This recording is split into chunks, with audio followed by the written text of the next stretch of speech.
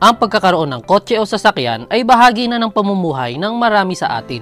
Ito ay nagsisilbing transportasyon patungo sa iba't ibang destinasyon at ang ilan naman ay katuwang ito para sa kanilang pangkabuhayan.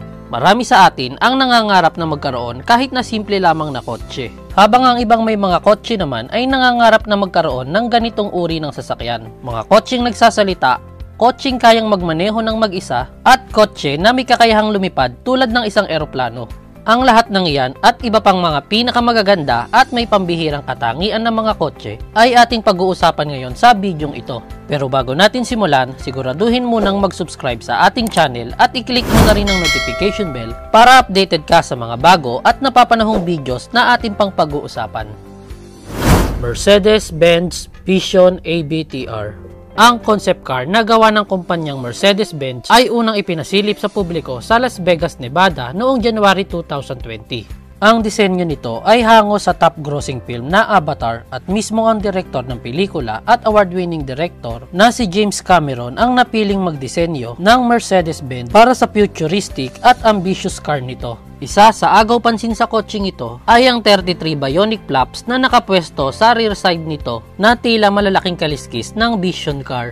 Nagsisilbi itong aerodynamic at indicator para sa mga nakapaligid dito. Nag-iiba ang mga kulay nito depende sa emosyon at ginagawa ng driver tulad ng pag-accelerate, pagliko at pagpreno. Di tulad ng mga ordinaryong kotse na may manubela, display button at mga touchscreen, ang Vision ABTR ay ginagamitan lamang ng central control pad na nagre-recognize sa heartbeat at maging sa paghinga ng nakasakay dito. Ito rin ang nagsisilbing manubela na habang nagmamaneho ay relax na relax ka sa napaka-komportableng driver seat nito. Mayroon din itong seamless projector na maaari mong kontrolin sa pamamagitan lamang ng hand gestures. Kaya din itong umandar ng patagilid na hanggang 30 degrees na tila galaw ng isang alimango o ang tinatawag na crab walk. Agaw pansin sa daan ang kotseng ito, lalo na sa gabi na kitang-kita dahil sa illuminated interior at illuminated lights sa gulong nito. Bukod sa luxurious at technology featured nito, kahanga-hanga din ang pagiging eco-friendly nito na isang emission-free vehicle o walang usok at gumagamit ng battery na recyclable. Maging ang interior nito ay gawa sa mga recyclable materials na kinomisyon mula sa mga kumpanya na kilala sa paggawa ng mga recyclable materials. Renault Trezor. Ang kotseng ito ang itinanghal na most beautiful concept car noong 2016. Ang 2-seater electric car na ito ay gawa ng French automobile company na Renault at ang disenyo nito ay pinaghalong masculine at feminine kaya't perfect sa mga magkasintahan o mag-asawa. Ang bubong nito ay naaangat na ang inspirasyon ay hango sa isang jewelry box. At ang kulay pulang windshield at interior ay sumisimbolo sa pag-ibig at nagbibigay ng warm at relaxing feeling sa mga nakasakay dito. Ang buong interior ay gawa sa wooden at leather material at ang exterior part naman ay gawa sa lightweight aluminum at carbon fiber. Kaya naman mas magaan at madaling patakbuhin ng mabilis.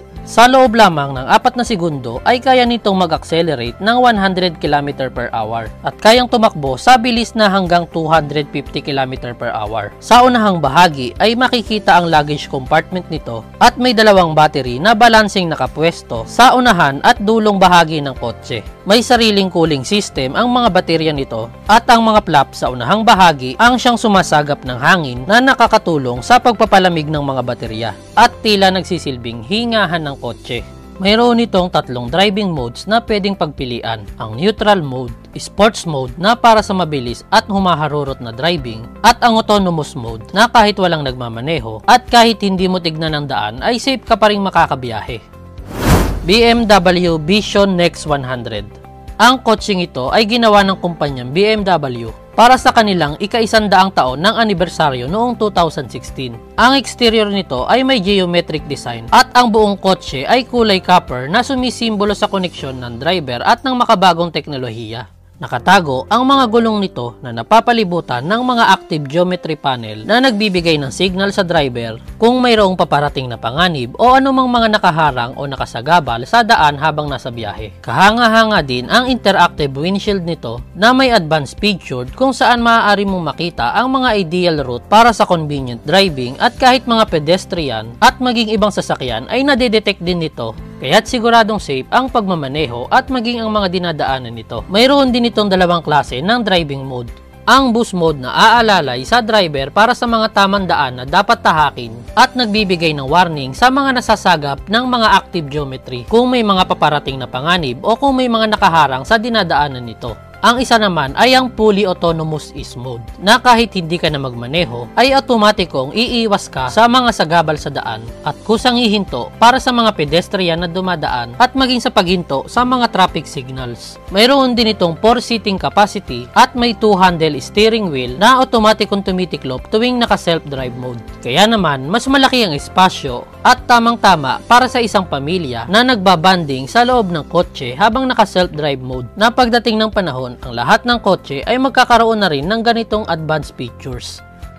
Rolls-Royce Vision Next 100. Ang kotseng ito ay gawa ng kumpanyang Rolls-Royce na bahagi ng ika-100 anibersaryo ng parent company nito na BMW. Kumpara sa ibang concept car, mas malaki at mas mahaba ang Rolls-Royce Vision Next 100. May taas ito na 5 feet at may haba na 20 feet. Mayroong upward at sideway doors at mayroon ding footstep board para sa convenient na pagsakay sa luxury car nang hindi mo na kinakailangang humakbang ng mataas o yumuko kapag papasok sa loob nito. Napaka-komportable ng nakasakay dito dahil bukod sa napakaluwang na espasyo, napaka-komportable din ng 2-seater couch nito at ang sahig ay nilagyan ng woolen carpets. Ang interior part ng sasakyan ay gawa sa Macassar wood na isa sa pinakamahal na uri ng kahoy sa buong mundo. Walang makikitang manubela o switch button sa loob ng kotse dahil ito ay fully autonomous at zero emission electric car. Hindi mo na kinakailangang magmaneho o kumuha ng driver at hindi mo na rin kinakailangang pumindot o mag-hand gesture para paganahin ng kotse. Kinakailangan mo lamang magsalita at makipag-usap sa virtual assistant upang dalhin ka sa nais mong puntahan. Ang virtual assistant na ito ay pinangalan ng Eleanor na mistulang nagsilbing boses mula sa Spirit of Ecstasy na iconic sculpture na makikita sa lahat ng car models ng Rolls-Royce. Klein Vision Aircar B5. Ang aircar prototype na ito ay isa sa mga most ambitious project sa kasaysayan. Ginawa ito ni Stephen Klein na co-founder at CEO ng kumpanyang Klein Vision na nakabase sa Slovakia. Kamakailan lang ay sinimulan ang pinakaunang paglipad ng kanilang aircar at naging matagumpay na hinangaan mula sa iba't ibang bahagi ng mundo. Ang aircar ay may bigat na 1,100 kilograms at kayang maglip ng karagdagang 200 kilo. Sa loob lamang ng 3 minuto ay nagagawa nitong mag-transform mula sa car mode hanggang maging fully functional aircraft. Ang mga pakpak nito ay ditiklop kaya naman walang hassle kung ikaw ay naka-car driving mode at kahit saan ay madadala mo ito. Kaya nitong lumipad sa altitude na 1,500 feet at kayang bumiyahe sa layo na hanggang 1,000 km. Ang isa lang sa mga disadvantage nito ay kinakailangan pa ng runway upang magamit ang aircraft mode nito. Di tulad ng ibang dinedevelop na drone-style aircraft na kahit nasaang lugar ka ay maaari kang makapag-landing at take-off. Plano ng Klein Vision na makapaglabas sa product market ng kanilang aircar sa susunod na 6 na buwan. Ngayon pa lamang ay marami na umanong interested buyer ang nagpapareserba sa kanila. Balak din nilang i-develop ang seating capacity ng aircraft mula sa 2 hanggang sa 4 at mas pagagaanin ang timbang ng Klein Vision Aircar B5. Sa ating susunod na video, pag-uusapan pa natin ang iba pang mga nakakamangha at may mga pambihirang katangian na kotse na gaya na lamang ng kotseng gawa sa ginto, kotse na tinadtad ng diamante, at kotseng kayang umandar sa tubig at mag-transform na parang isang speedboat. Ang lahat ng iyan at marami pang iba ay ating pag-uusapan sa ating part 2. Sa ngayon ay hanggang dito na lamang. Anong kotse sa aking nabanggit ang pinaka nagustuhan mo? I-comment mo naman sa ating comment section. I-like mo na rin ang ating video at mag-subscribe na rin sa ating channel. At i-click mo na rin ang notification bell para updated ka sa mga bago at napapanahong videos na ating pang pag-uusapan. Maraming salamat!